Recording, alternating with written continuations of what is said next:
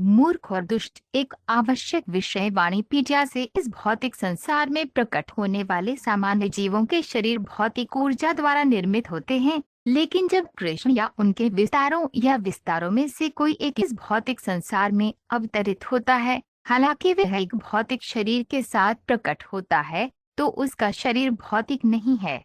उसके पास सदैव एक दिव्य शरीर होता है। लेकिन मूर्ख और दुष्ट, जो मूढ़ कहलाते हैं, उन्हें उनमें से एक मानते हैं और इसलिए वे उनका उपहास करते हैं। वे कृष्ण को भगवान के रूप में स्वीकार करने से इनकार करते हैं क्योंकि वे उन्हें समझ नहीं सकते हैं। भगवद गीता में कृष्ण कहते हैं, अब जानन्ति मां मूढ़ा भगई 9.11।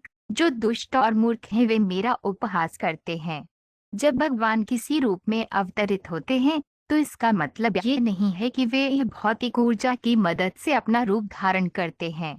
वह अपने आध्यात्मिक साम्राज्य में विद्यमान रहते हुए अपना आध्यात्मिक स्वरूप प्रकट करता है। श्रील प्रभुपाद की पुस्तकें, व्याख्यान, वार्तालाप और पत्र इस आवश्यक विषय की व्यापक प्रस्तुति प्रदान करते हैं, जैसा कि वानी कोट्स फूल्स एंड रास्कल्स श्रेणी में देखा गया है। उनकी पुस्तकों का एक परिचय निम्नलिखित 8 उद्धरणों में दिया गया है।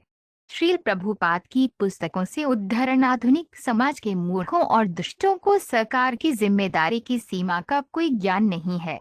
जानवर भी उस भूमि के नागरिक हैं जहां वे पैदा हुए हैं, और उन्हें भी सर्वोच्च भगवान की कीमत पर अपना अस्तित्व जारी रखने का अधिकार है।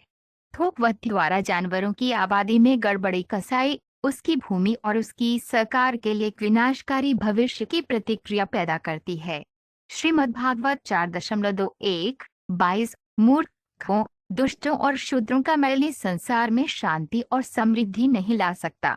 इसलिए हम समाज में समय समय पर लड़ाइयों, सांप्रदायिक दंगों और भाईचारे के झगड़ों के रूप में उथल पुथल देखते हैं।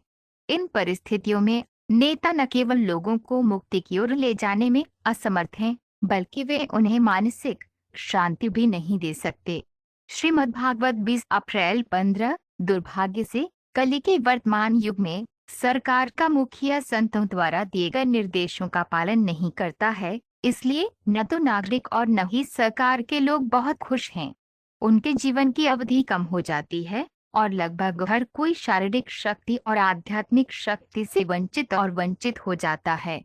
यदि नागरिक इस लोकतांत्रिक युग में खुश और समृद्ध रहना चाहते हैं, तो उन्हें दुष्टों और मूर्खों को नहीं चुनना चाहिए जिनके मन में संतों के प्रति कोई सम्मान नहीं है।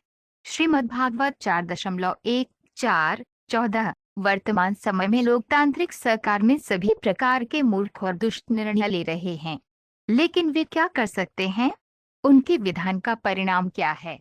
वे कल किसी चीज को मनमाने ढंग से रद्द करने के लिए आज कुछ अधिनियम करते हैं। एक राजनीतिक दल एक उद्देश्य के लिए किसी देश का उपयोग करता है और अगले ही पल दूसरा राजनीतिक दल एक अलग प्रकार की सरकार बनाता है और सभी कानूनों और विनियमों को रद्द कर देता है। श्रीमद्भागवत 4.18-4। व्यक्ति को प्रगति की मंजिल पर ध्यान केंद्रित करना चाहिए, जो कि कृष्ण भावना भावित बनना है। यही सभी वर्णों और आश्रमों का उद्देश्य और अंत है। हालांकि यदि विष्णु की पूजा नहीं की जाती है, तो वर्णाश्रम संस्था के अनुयायी कुछ मनगढ़ंत भगवान का निर्माण करते हैं।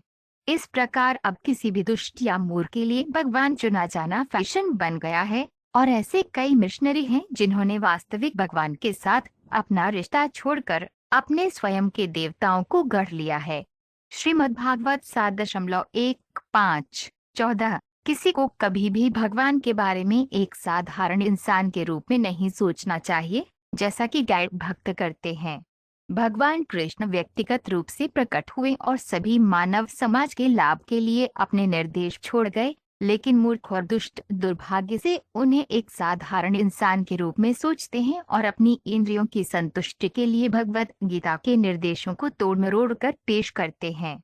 श्रीमद्भागवत 10.3-45। कई मूर्ख हरे कृष्ण महामंत्र की दिव्य प्रकृति को नहीं जानते हुए कभी कभी इस मंत्र का जोर से जप करने में बाधा डालते हैं। फिर भी जो वास्तव में हरे कृष्ण महामंत्र का जप करने में उन्नत होता है, वह दूसरों को भी जप करने के लिए प्रेरित करता है।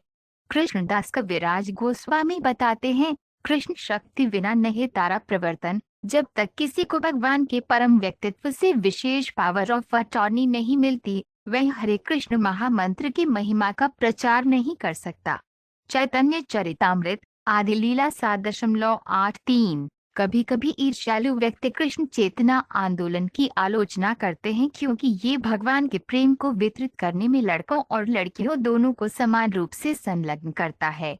ये नहीं जानते हुए कि यूरोप और अमेरिका जैसे देशों में लड़के और लड़कियां बहुत स्वतंत्र रूप से मिलते हैं, ये मूर्ख और दुष्ट कृष्ण भावनामृत वाले लड़के और लड़कियों की आपस में घुलने मिलने के लिए आलोचना करते हैं। लेकिन इन दुष्टों को ये विचार करना चाहिए कि कोई किसी समुदाय के सामाजिक रीति रिवाजों को अचानक नहीं बदल सकता। चैतन्य चरितामृत आदि लीला 31 जुलाई 1932।